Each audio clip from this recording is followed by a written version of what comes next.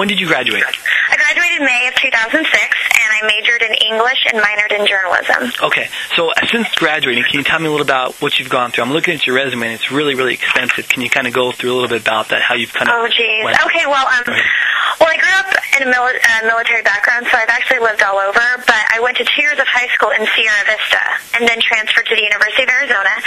And while I was at the U of A, I ended up competing in local Miss America pageants, and I was Miss Sierra Vista for 2 years and then Miss Southeast Arizona. And also while I was in Arizona, I served as a court-appointed special advocate, activities mentor, and helped implement a couple mentoring programs. So I was kind of juggling school and then volunteer work. So philanthropy has always been my passion. And then while I was at the U of A, I also interned with NBC News 4, and then was a columnist for the Sierra Vista Herald in my hometown. So now I'll be doing some global giving with a couple organizations that I am affiliated with, like U.S. Doctors for Africa and Can Do, which is a disaster relief organization. So I moved to a place pretty close to CBS, and my roommate, who happens to be the other finalist on the Big Give, Cameron Johnson, he and I wanted to go to The Price is Right, and even though Bob Barker isn't the host anymore, it's such an American tradition, and I so badly wanted to go and just be part of that experience, so I put on my U of A jersey, and, like a red shirt, and we waited in the morning, and then we had to go back at noon, and then waited another 4 hours. And while you're waiting in line, casting directors and producers will just walk by and just ask every single person what's your name, where you're from, and then maybe one question. So you literally have maybe 30 seconds to tell them a little bit about yourself and why you're deserving to be on Price is Right, or why you've been watching it and why you'd be a perfect contestant. And I don't even remember what I said, but I was like, oh my gosh, I'm from U of A, and I would love to be on Price is Right, and I've been watching it since I was little.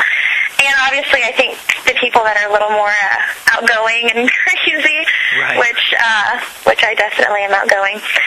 So, yes, so I was called up. They said, Brandi Milloy, you're a contestant on The Price is Right, and I freaked out, and it airs tomorrow. Tell me about, you said U.S. Doctors for Africa and Can Do. What's great is Can Do is a direct outcome. That's what the DO stands for, direct outcome organization, and it was actually started by another contestant on Oprah's Big Give. I mean, the great thing about the reality show is that all 10 of these people, we are just so close. We're all about making a difference, changing the world, and we're fairly all young. I mean, between the age of 20 and I think the oldest person is 42. So he has an organization that uses the computer as a virtual volunteer, and so people that donate money can see virtually what they're giving. And he's started projects in Rwanda, Hurricane Katrina. I mean, any type of disaster that happens, his team goes. And his name's Eric Klein, so you can click on that website and learn a little bit about that. And then U.S. Doctors for Africa is pretty simple. It's an organization that sends U.S. doctors to different regions in Africa and provide free services, whether it's just health checks and physicals, and I'll be going with them in February to volunteer. Really? Where, do you have any idea where that's going to be at? I think it's just, I don't know, it's some part of South Africa, I don't know yet, because we have several stations, but it's actually going to be here sooner than I know it, so I haven't really. I can imagine. Do you feel it's important for young people to get involved with that so they can kind of influence other young people? Oh, absolutely. I mean, my mission is to represent young people. It's just to be a mentor to young people and to show that we can give back. I feel like so many young people wait until they're older or retired, or they feel like, oh, I don't have time to do anything like that because I don't have the money or I don't have the time. But when I was a senior at the University of Arizona, I was serving as a court-appointed special advocate, activities mentor, volunteering at a high school, and finding other times to volunteer. And what I tell people is volunteering should never be a chore. I mean, if it is, then it's not something that you're not finding the right niche that you enjoy, because giving is actually pretty selfish, because the giver gets so much more than the receiver. And I mean, anyone will tell you that. You get such a great feeling of satisfaction in knowing that you've helped someone that is completely priceless. Right. So I tell people that, some tips to start out to be involved and to give back to your community is just find something that you enjoy, because I don't have a ton of money, so I can't, I'm not like some of these other people on the Big Give that were able to call people and get $5,000 donations. My passion's sports, so I started out coaching, and that was fun for me, so that way that I gave back.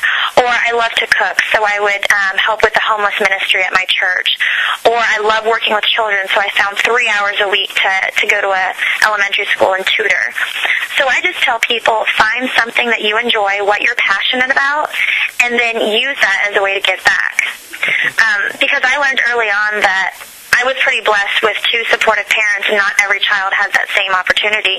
And it goes back to that Chinese proverb that says, it takes a village to raise a child, and it does, because, you know, it's everyone's responsibility to take care of the youth and ensure, you know, a successful community. Right. That's, I think, the biggest part of it too, especially being young, kind of going from there. All right, a couple of your hobbies now. You say you like to cook. You say you like to do things like that. Tell me about. Well, I just recently took up skateboarding.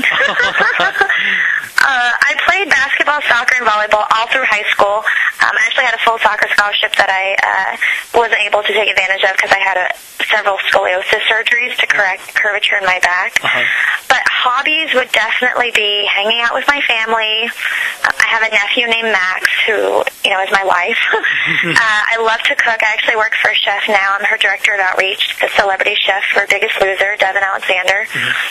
And I just took up skateboarding. So I love sports, outdoor activities, cooking, baking. I'm like a 1960s housewife. I love to cook clean and do laundry. And do all that stuff. Fine. I can imagine time must be at a premium with you doing all this stuff and having all your hobbies as well. Do you think coming where you came from, you know, with scoliosis and the family that you had and going to U of A and things like that, that's kind of turned you into the person that you are today?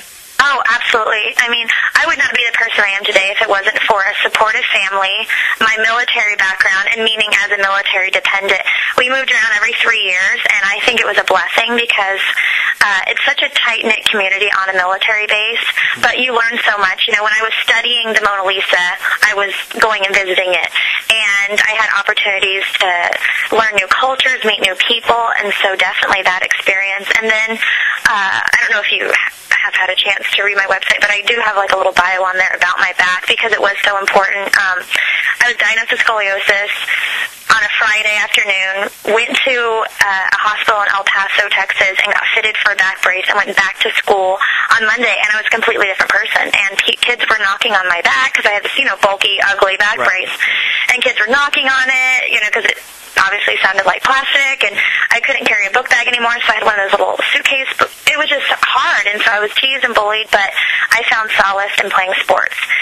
And so, you know, when I was on the soccer field and was getting written up about in newspapers, people saw that I was a star as opposed to just like this very uncomfortable, you know, geeky person that had this huge contraption attached to them. And I wore the back brace for a little over 4 years. Oh, wow. So now I love to be a counselor for young girls that are going through the surgery, and you know, it's hard enough being a 13-year-old girl, but much less being different and, you know, being self-conscious of your body.